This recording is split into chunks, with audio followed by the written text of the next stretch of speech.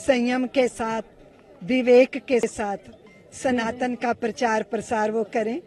हम अपनी परंपरा से जुड़े हैं, निरंजनी अखाड़े की परंपरा से, इसलिए मैं बहुत आनंदित हूँ। पूज्य दीदी माँ जी ने सारे विश्व के अंदर सनातन की पताका को फहराया है, डमडम घोष किया है। हम सबका भी धर्म बनता है कि जिस धर्म में हमने जन्म लिया, भारत की भूमि है, यदि हम अपनी भारत की भूमि के लिए कुछ न कर पाए तो हमारे जीने का कुछ औचित्य नहीं है। सत्यप्रिया गिरी, उनको आज निरंजनी अखाड़े का महामंडलेश्वर बनाया गया है और हमें पूरी आशा, पूरी उम्मीद है कि वो सनातन धर्म का प्रचार प्रसार पूरे देश विदेश में करेगी।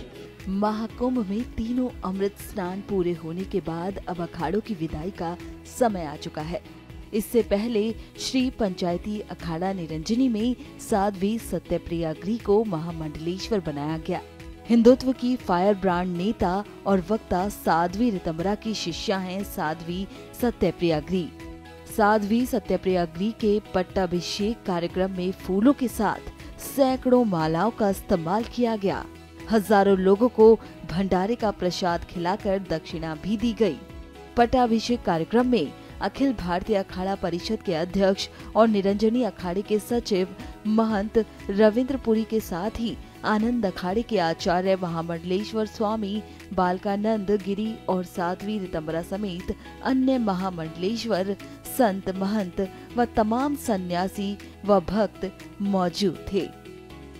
साध्वी सत्यप्रिया गिरी का पट्टाभिषेक वैदिक मंत्रोच्चार के साथ किया गया। धर्म के जगत में बहुत सारे धर्म योद्धाओं की जरूरत है।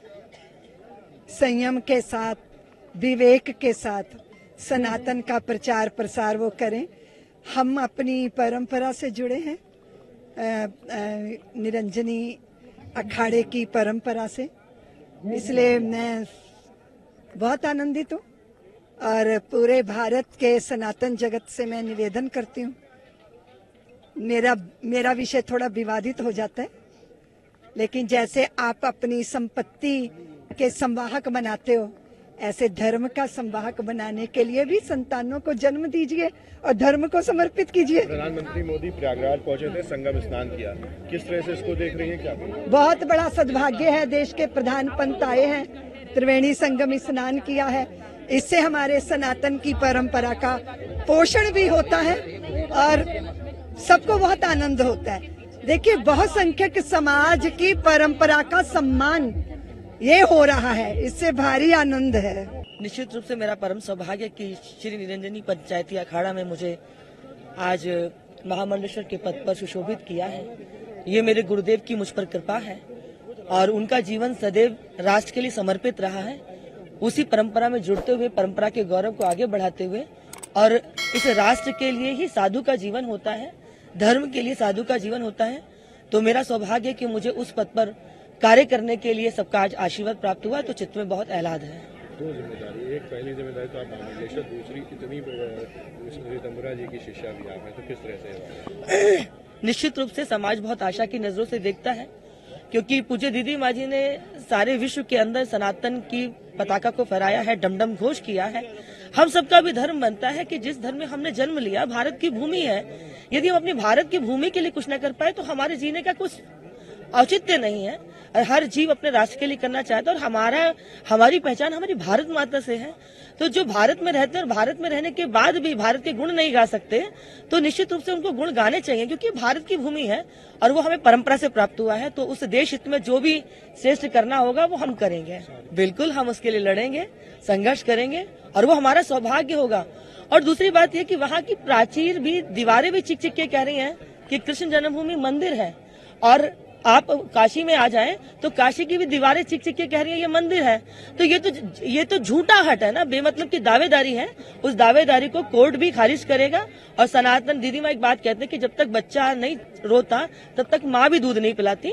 संपूर्ण सनातनी समाज एकत्र हो जाएगा तो निश्चित रूप से हमें ये दोनों स्थान शीघ्रतापूर्वक प्राप्त होंगे। बिल्कुल लड़ेंगे।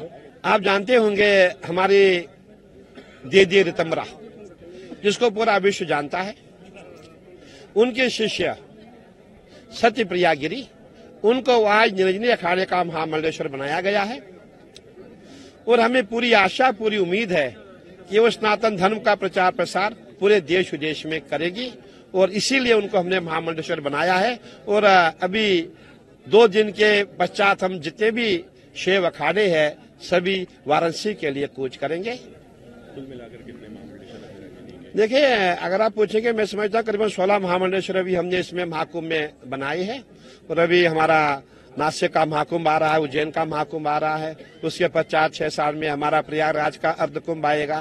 तो जितने भी महामंडलेश्वर मैं समझता कुंभ में ही बनाए जाते हैं और करीबन 6 साल में हमारे करीबन 100 मंडलेश्वर हो ही जाएंगे, ऐसा प्रयास किया जा रहा है।